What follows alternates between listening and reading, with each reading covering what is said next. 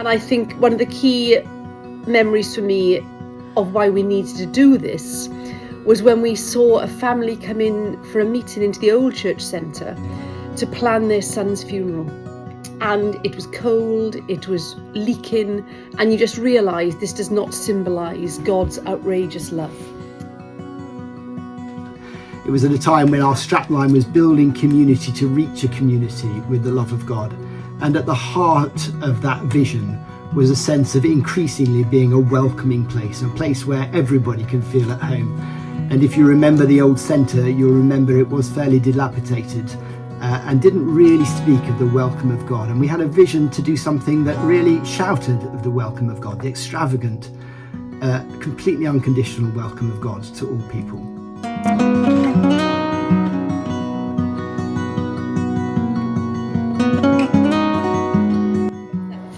For me and for a core group of people, and for many people actually, it's not a 10-year anniversary, it's almost an 18-year anniversary, because the first discussion started 8 years before the centre opened in Liz Gunn's conservatory. So I'm sure there's a blue plaque commemorating that. And my reflections are briefly, one, it wasn't easy. Oh my goodness, it wasn't easy. It was a huge project, 3 big parts to it: reordering the church, the organ and the church centre, and our commitment to raise £3 million from within the church and avoid taking out loans. Over the whole course of the project, over those 8 years, there was this core group who held the project together and gave so much of their time, as well as so many other people, giving their time outside the normal day jobs, often in the evenings. I think of Margaret Edwards, Tony Baptiste, Roy Mundy, Chris Gladstone, and also what I can't forget, sitting alongside Phil and myself and the whole project steering group, was Susan Ford as the project secretary, and her incredible administration and organisation skills from beginning to end kept us focused, gave us amazing clear action. She chased us up, she was ruthless and wonderful, and that helped enormously.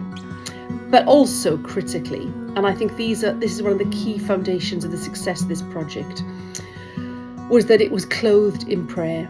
The commitment of Anthony and Helen Dobbin from the beginning to weekly meet and pray for this project was incredible. And week in, week out for about 6 years, they prayed with a small group of people. They gave us, as a church family, prayer notes. They gave us notes thanking God for the progress that we were making and encouraging the whole family, week in, week out, what we needed to pray for. And I know that this is one of the reasons why we were so successful, because it enabled us as a church to raise 3 million and not take out a single loan from outside the church.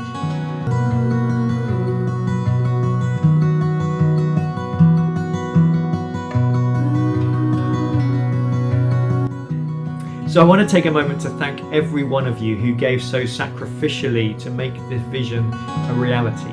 Your incredible gifts of time and talent and treasure made this beautiful building possible. And for those of us who now work from these amazing offices here and serve and worship here every day, I can't say more. It's a profound privilege to inherit the centre as a place of work and ministry. And we are standing on the shoulders of giants who believed in the transformative power of God's love. So as we celebrate this milestone, we also look ahead. Just as the centre was a vital step in showing God's radical welcome, the next stage of our journey is about transformation. God is stretching us further, and He has more in store for us.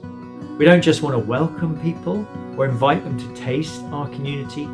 We want them to encounter Jesus in the way that He changes lives and their families and their futures. Reminds me of the story of the paralyzed man brought to Jesus. His friends didn't just stop at bringing him to the door. They made sure that that this man encountered Jesus, and that encounter didn't just welcome him, it transformed him. It changed his life forever, his spirit, his soul, and his body.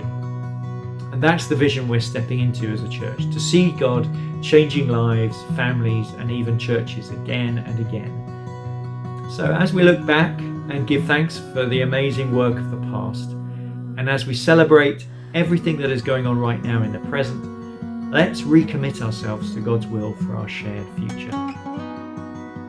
Thank you all so much for all you have given and for all that you will give.